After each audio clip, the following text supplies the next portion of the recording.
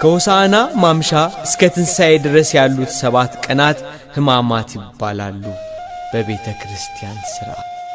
በእነዚህ 7 ቀናት የጌታችን የመድኃኒታችን የኢየሱስ ክርስቶስ የሕማሙና የሞቱ ነገር ስለ ሰው ልጆች የተቀበለው መከራ ይነገራል።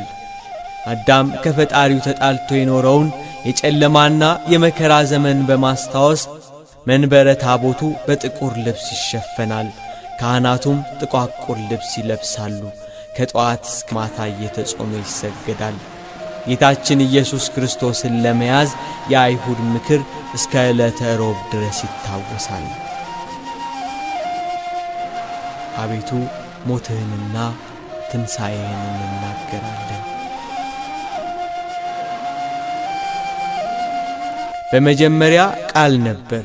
ነባቤ መለኮት ቅዱስ ዮሐንስ